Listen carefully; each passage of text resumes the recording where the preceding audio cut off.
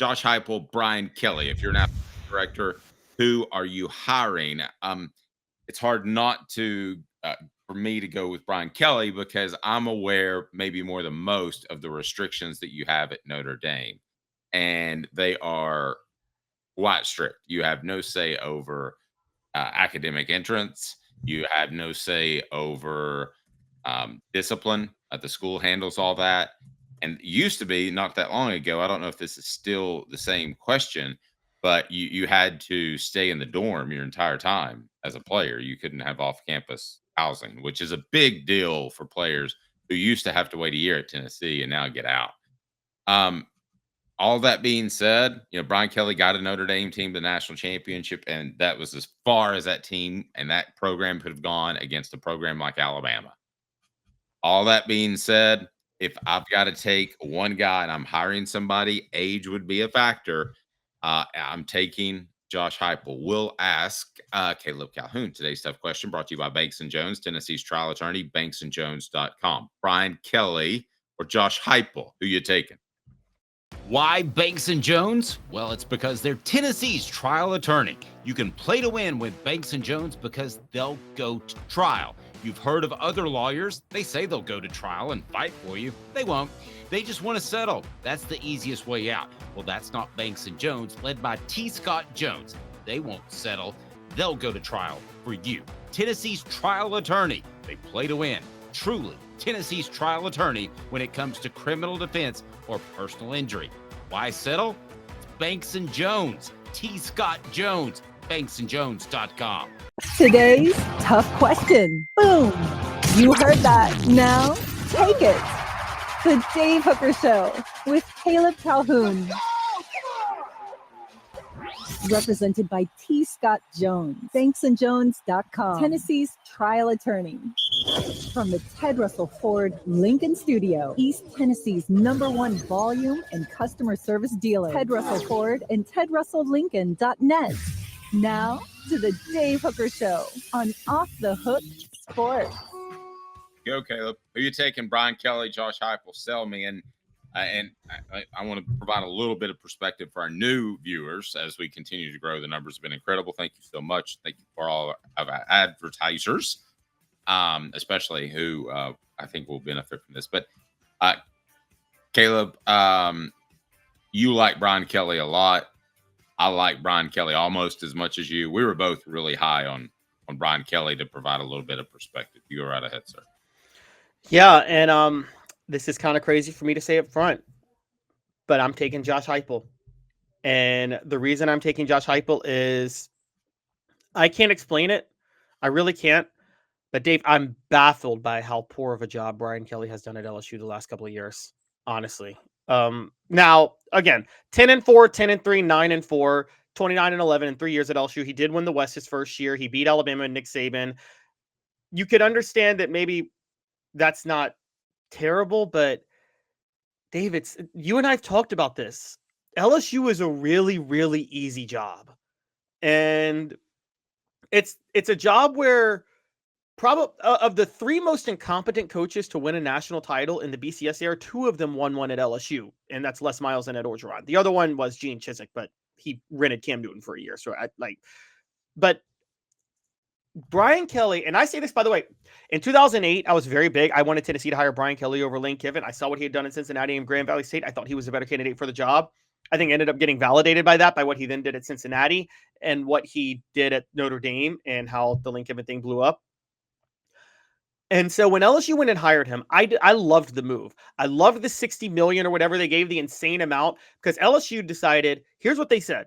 They said, we know we have the best talent per capita of any and the best pick of the litter of talent for a school of any school in the country. And if we get a competent coach who's had success and is a proven good coach, we could have a dynasty like Nick Saban had at Alabama. That's what they thought. And in 3 years, Brian Kelly hasn't done that. Brian Kelly, not only has he not done that, Brian Kelly cut his teeth as a defensive coordinator in college football. That's his specialty. Yes, he helped institute the spread offense to a certain degree, so he has a lot of experience on the offensive side, but his actual strength, he came up in the college football ranks as a defensive coordinator. And he had a Heisman quarterback 2 years ago in Jane Daniels, and he went 10-4 because his defense was historically bad, because he's putting a Leonard Little style defensive end at middle linebacker. Again, a mistake John Chavis made in 97, and Brian Kelly's making that mistake in 2023. And I look at that and I say, I can't believe I'm saying this, but the fact that he's lost 4 games all 3 years at LSU, I got to go Josh Heupel now, because he walked into a way better situation than Josh Heupel did. No, he did. And a couple of comments that lead me into my point. Blind Squirrel Sports says Kelly clowned himself from day one with that lame fake Southern accent. He did. Now, I don't care if you come across as a little goofy. Shane Beamer comes across as a little goofy, and he's a young up and coming coach, right? At least that's how he's viewed. So, but there's something about it when you're older. I mean, I'm probably at that borderline where I could get away with doing something. If I was a recruiter or something stupid like that, I'm 51, but much older than this. And Caleb, you tell me, maybe even now, would I look like a complete imbecile if I was dancing around with it? Or could I pull it off? I don't even think I could pull it off. So of course you can't pull it off. Yeah, I don't think either of us could. Good point. So I think he's lost touch with that. Here's something that I thought about, and why I wanted to go deep into this. There is a different type of football player at Notre Dame than LSU. At Notre Dame, you're more mature. You've taken school seriously in high school. Your faith and religion. I'd say it's not at LSU. I don't mean that as a knock, but that is very important to most. Is a Catholic school. I wonder if Brian Kelly meshes with that type of player better, gets the most out of them, where I think you would agree that Notre Dame team that made the national championship team, that maximized what they could do. They were they were not going to beat Alabama unless a meteor hit Alabama's sidelines.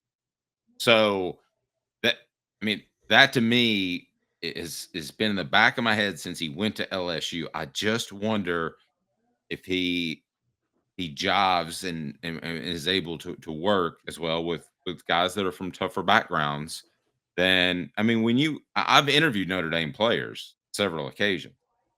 They come across usually more like grown men. I mean, there's a difference there. It's one of those schools. Same with any private school like USC or anything like that. I think you have a point in this way. Brian Kelly, and I think you would agree with me, he's not like the motivational speaker head coach. Like Philip Fulmer established a family culture, right, at Tennessee? Yes. And like Brian Kelly's not that. He's the X's and O's coach. He's kind of the come in and do your job, isn't he? And I'm going to scheme for you. Notre Dame, that works because you're right. The kids that come to Notre Dame already have the intangibles. What you're seeing is LSU kids. You're right. I mean, a lot of Louisiana kids come from a lot rougher backgrounds, are a lot, just a funny stat, like the 6 best-selling rappers from Louisiana have all gone to prison for at least a year. I mean, every single one of them. That's kind of crazy. But yeah, it's a lot of Louisiana kids come from much rougher backgrounds, and you really have to instill. You have to coach culture in Louisiana, don't you? You have to coach culture. You don't have to coach it at Notre Dame. It's already there. And say whatever you want about Ed Orgeron, and I think you and I both agree he is dumb as a rock, but he knew how to instill culture, didn't he? Players could relate to Ed Orgeron. He could get the most out of his players because he almost felt like one of the guys, didn't he? A lot of times. Right. But the flip side of that, and I've seen coaches try to do that before, the flip side is when you try to install discipline, most people can't do both. That's why Philip Fulmer was a special coach, is he was able to be a player's coach, but that changed early 2000s. But until that point, they were concerned about discipline as well. Oh, yeah, and the same is true. Even though he has the driest personality, for those who have been around Nick Saban, he actually can instill that too. He can be a player's coach and instill discipline at the same time. I mean, I think you know this. Players literally will go to bat, will lie out on the railroad tracks for Nick Saban after playing for him.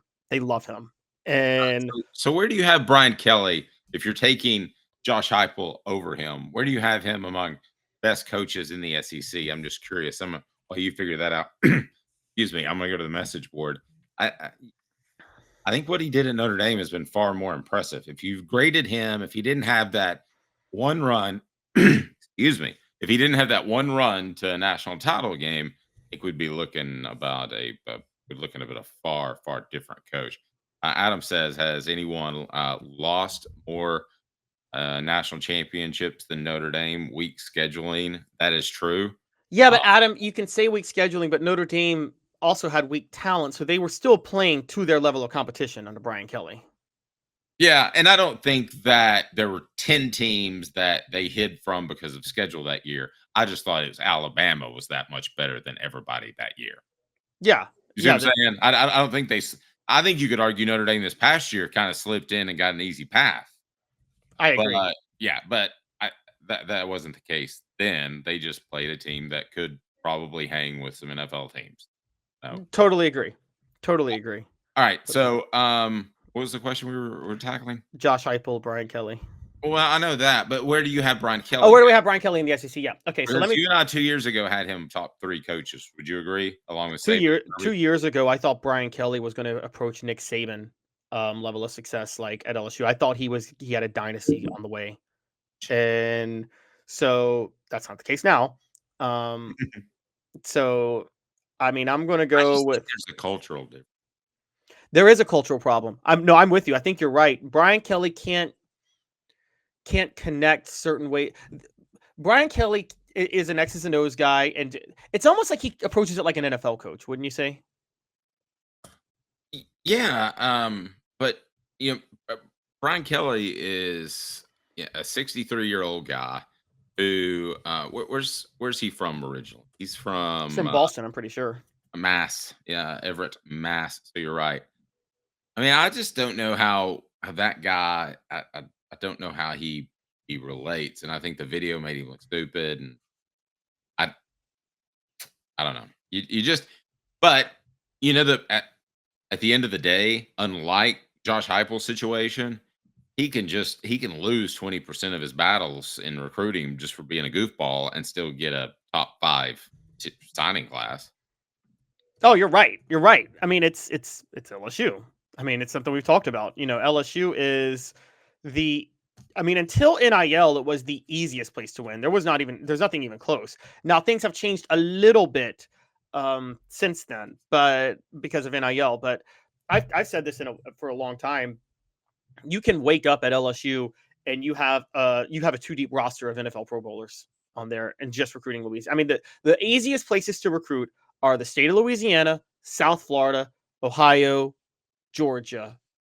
Did I get it right? Pretty much. The easiest places to recruit okay. LSU, Miami, Georgia, and Ohio State are the 4 easiest places to recruit. I would agree with that. Some would say Texas, but those schools are so spread out. I mean, you're spending a lot of time. You're fighting for so many other schools in Texas. No, I mean, I think people, and also I think Texas recruits are overrated, but that's another story for another day. I actually agree with that too. So yeah, I would say that I think it is. I think you're right. It is a culture thing. And the thing is, if you could be bad at establishing culture, but have the personality that fits the South, like we talk about Steve Spurrier all the time. I don't think Steve Spurrier was out here motivational speaking or establishing a culture, but he was so Southern himself. People, I think, just respected him that played for him, But like Brian Kelly is, I do agree. I think he has trouble. Now that I'm saying it out loud, I think that's the problem at LSU. He's having trouble establishing the culture he wants to establish, because that's not something he wants to do. He doesn't like to establish a culture. He just likes to be a coach. Yeah. Do you think when Ed Orgeron was the coach at LSU that everybody had their shirts tucked in and they were at every meeting 15 minutes early and they never drank a beer? No, they were. Come on. No, but that's the thing. Those dudes rolled into meetings 15 minutes late, I guarantee you. But Ed Orgeron was fine with that, and they played loose, and it worked. And it's kind of like you've been in a great work environment and a crappy work environment. Sometimes the great work environment, everybody's loose and partying after work or whatever, and it's like, but you get your work done when you're together. You're early 90s Cowboys, right? I'll go ahead and say my mid 2000s New Sentinel crew. I mean, we would work until we got everything in, and then we would go out, have a good time. Yeah, Ed Orgeron established it. And by the way, Ed Orgeron, like I said, he's the one coach who could be one of the guys, and it doesn't come across as weird, right? He seems like one of the guys. I'll tell you what's weird is a media member that you all know that tried to pick up the Florida volleyball team. Tried to pick up somebody on the Florida volleyball team? Yeah, it's uncomfortable. You know him. All right, General Arsa says agree with Caleb on Fulmer. He was a great motivational coach. I own several season highlight DVs, and listening to those locker room speeches would make you want through a brick wall. I agree with that. And I will tell you this, the thing that he does that I think falls under that is he turns some dude from Bumfuzzle, California into a huge monstrous ball fan within a year on campus if he's a player. I mean, he does an incredible job of that. People are like saying, I want to win for the T within 3 hours when they get off the plane. What was it Fulmer always said? He said, "If I can get him in for a Damn visit, it, I know." Dave. Well, that he said he said he didn't he always say, "If I can just get them here for a visit, I know I'm in the running." Oh, yeah. He knew he was in the running if he could get him in for a visit. That was a big thing with Fulmer, and part of it was you're right. He would go to California, and I think it's you call it jokingly they say the phrase like the soft bigotry of low expectations, where you have such low expectations that if you eclipse it just a little bit, you like it more than your brain psychologically respects it. So I think Fulmer would get these kids from California who probably had these antiquated views of the South and Appalachia, toothless redneck hillbilly or whatever. And then they come see Knoxville, and it may not be their favorite place, but it's like so much better than they thought it was going to be that they have this weird psychological, oh, I love this place. Does that make sense? Yeah. You me share like a quick recruiting story from back in the day. Sure. Julian Battle sends his paperwork in at like 7 a.m. So he's going to NC State and his paperwork's in. And then this is right about the point that schools are starting to send out releases when somebody signs. That didn't happen. They would just do a wrap up at the end of the day because for some reason it was secretive. Probably partly because of this Julian Battle situation. So as it turns out, there was a rule that you either had to, I can't remember, you had to graduate from junior college or you had to be 21 or your parents had to sign off on it. Seemed like a very un-American, unfair rule, but it was a rule. So about 7 o'clock at night, we hear that he's going to sign with Tennessee. He ends up signing with Tennessee. The point I make is nobody at the University of Tennessee, including Philip Fulmer, panicked because they knew that rule. They knew they were. Tennessee may have better coaches one day. Josh Heupel may be a better X's and O's coach. They'll never have the same type of recruiting staff and a group of assistants that are top to bottom just dedicated to recruiting. Oh, I believe you on that. I mean, to the point where do you think sometimes, and this happens, and Mac Brown had this issue at Texas, I don't blame them, but they focus so hard on recruiting, sometimes they forgot to take a couple of games seriously during the seasons that they maybe should have taken seriously. Yes. That's fair. Yeah, I think there were times that Philip Fulmer was making recruiting calls during Kentucky and Vanderbilt week. But, he didn't slip up until the end.